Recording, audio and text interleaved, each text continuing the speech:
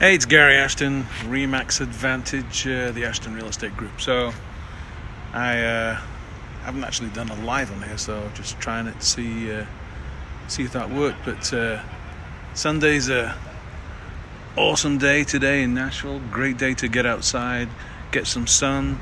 I don't know if you can see, I'm in the Gulch. There's the Thompson Hotel that actually shut down, I think.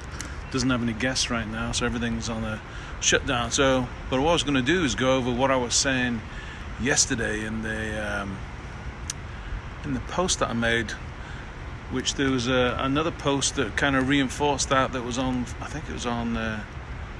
I'll put the link in the comments after this, but basically saying the same thing as I was.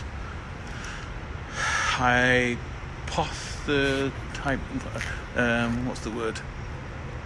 Thinking about whether it was actually possible. So I have a good friend up in Minneapolis, Chris Lindell, and we were talking about trends in real estate and how things are going to be changed. So the post really was all about the fact that if you were in the process of actually looking to buy or sell before the virus really took hold, then the momentum was already going there. So some of that momentum is carried over, and then the fact that people that are already to the point of selling their home didn't stop it, they didn't take off the market. Also, if you were in the process of buying, say your lease had ended, somehow my dog got out here, I don't know how that happened. Now I'm going to get into trouble. Let me walk inside, because we had some complaints that I had my dog on the what's that called, the deck out here, which is technically he's not allowed to be here, so I'll go inside and obey by the rules. So what we're saying is that the people that were thinking about buying and selling a home, that process didn't end. So people are still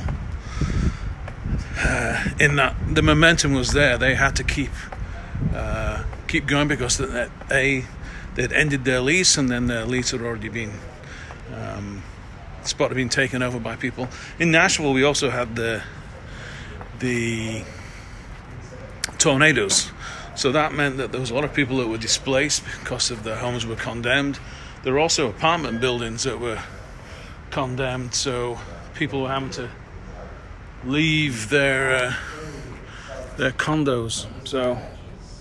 Apartment buildings. So there was a lot of, I guess, what you would call false positives, where people are actually out there looking for homes that maybe wouldn't have done before the virus came along, but now they had to be just because of the change in circumstances.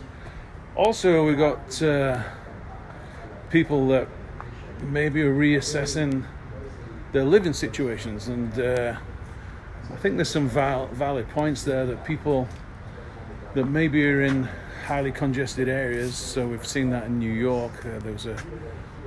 The virus was spreading quicker because people weren't social distancing. So I think there's an element of some of the homes, and I've actually seen this today with a client who's asking us to look at homes for him and his family that are on acreage further out of the city, so in areas like just all around Nashville, basically further to the south, north, east, west. There's places like Columbia, places like Lebanon. You've got Goodlettsville, Millersville, all these places that they're traditionally a commute to Nashville, but they're on acreage. I had a house in Gallatin that was on 5 acres before I moved into downtown Nashville. So there's people now that are thinking about, trying to find a comfortable spot here to hold this camera.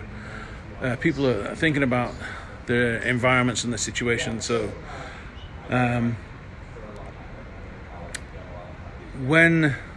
what we were saying is that basically any of those people that are in that mode before the virus were probably still going through the process of selling their home, because they were too far in, essentially. Also,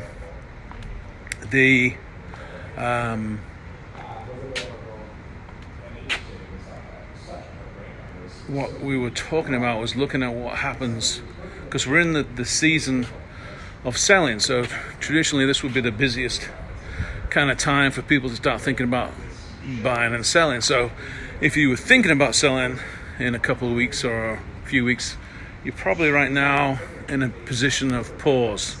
So you're in kind of a waiting to see how things are going to happen, what's going to happen with the market. So the converse to that is there's still a lot of people out there looking. So right now we have this historically low interest rates, and whether they ever come back again is conjecture. Now they're tightening up some of the mortgage conditions. The credit scores that are required to get a mortgage are increasing.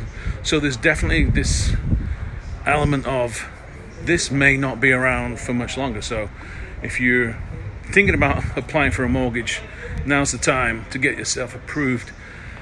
So the other thing, what that's doing is creating this demand. So there's a demand for homes. So if you have a home right now, it's essentially like a basic economics lesson. This is a supply and demand. So right now the demand is increasing, but the supply is dwindling, as it were. So that's kind of like saying if you got 10 homes for sale and you only have one person looking to buy that home, then that buyer is going to have a lot more leverage, because out of the 10 people wanting to sell a house, it now has the choice, assuming they're all pretty much the same. If you flip that and then there's 10 buyers and only one home for sale, the seller has the advantage. So we're in a position where I think we're in that transition right now. So people are not putting their homes on the market because they're essentially deciding to stay home, cocoon, see what happens.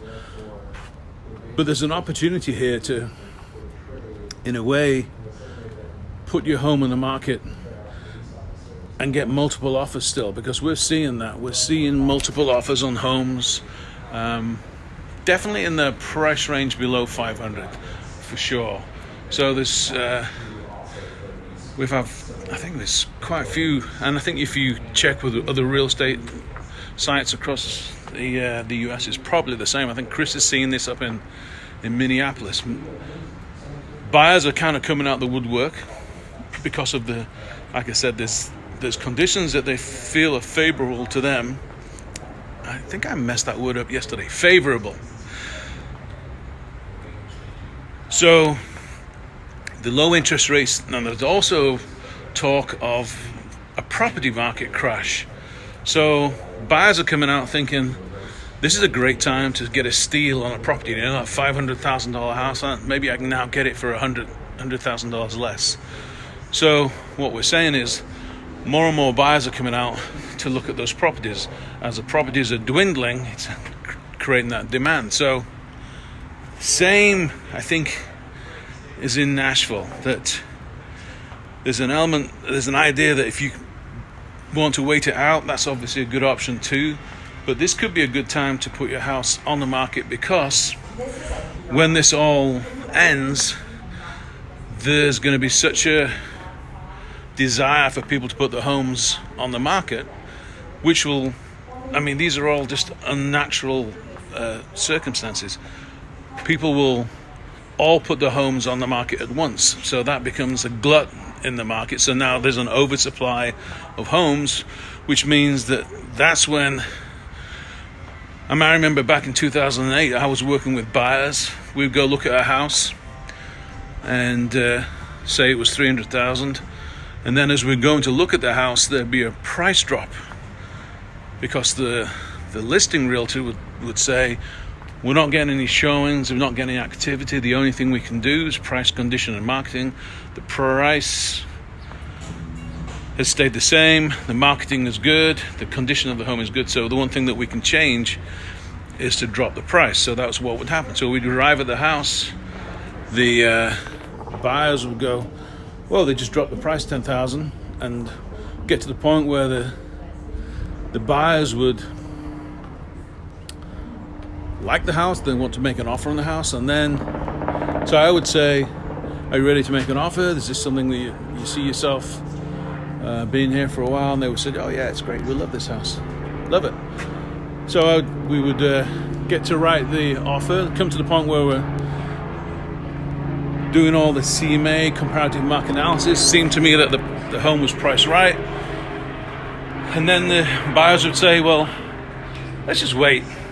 Let's see if they'll drop another $10,000."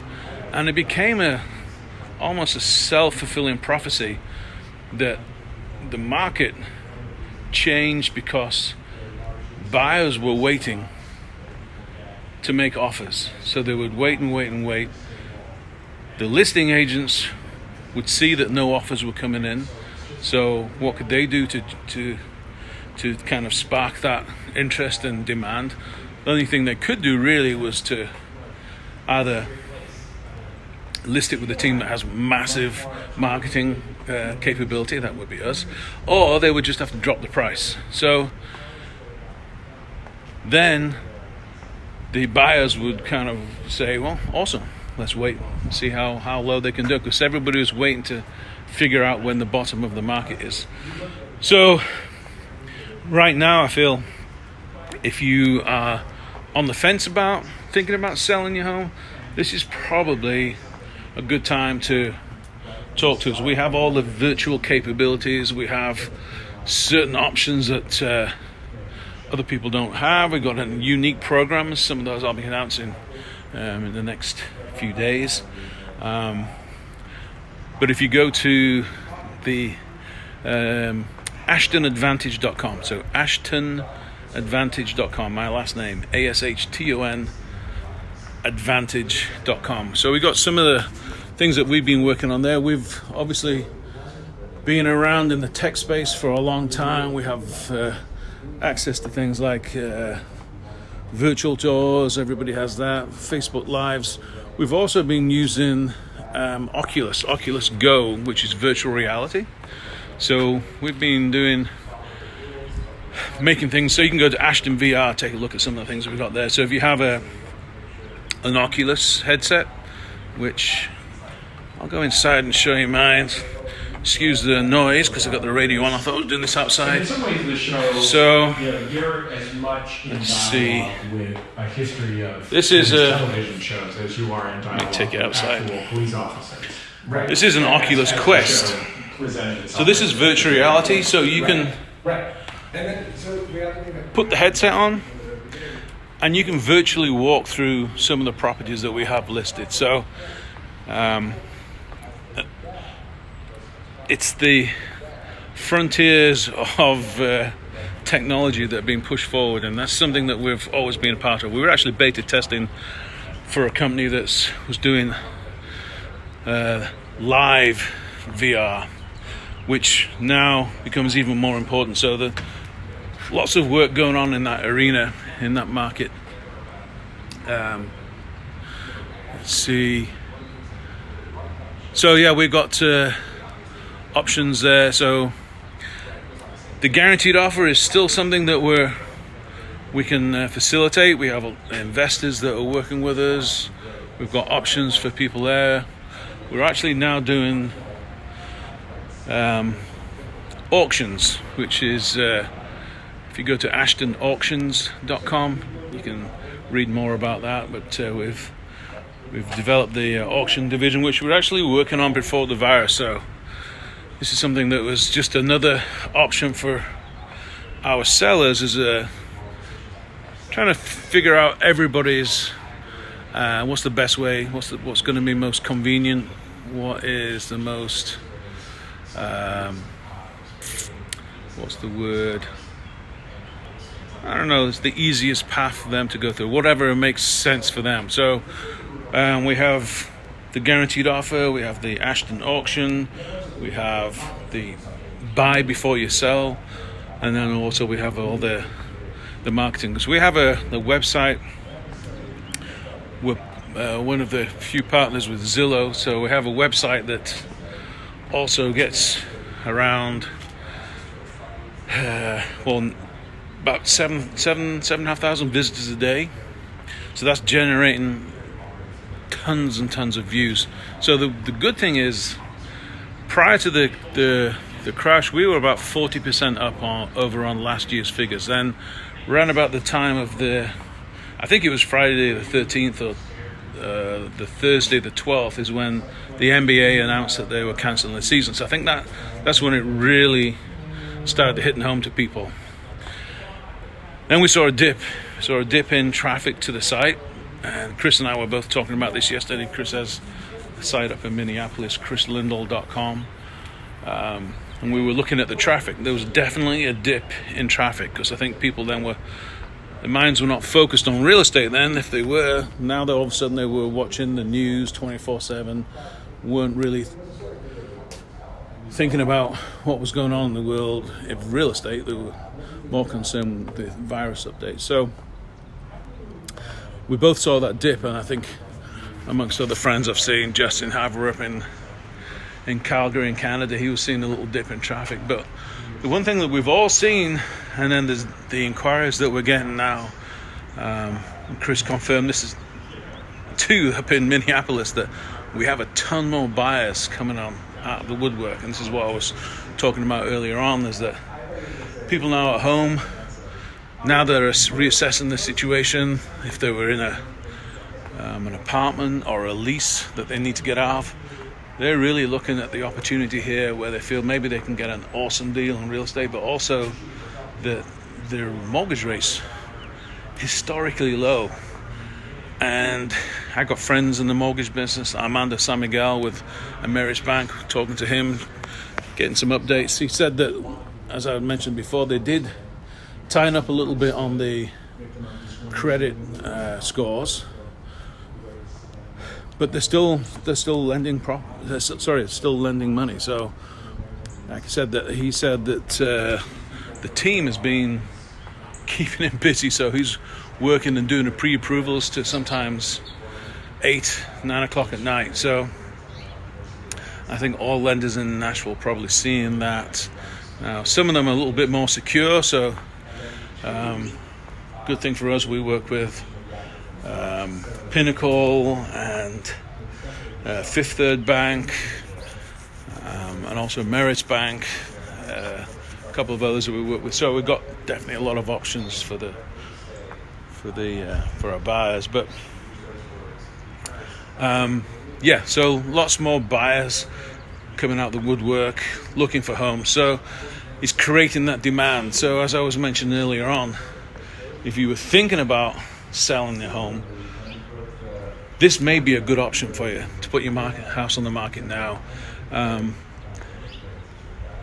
because when the virus is over, that's when there's going to be a glut of homes that are coming on the market, and that's when it's going to become definitely a buyer's market. All right, so I've waffled on long enough. My arm's getting tired. I'm here wandering in my condo in the Gulch.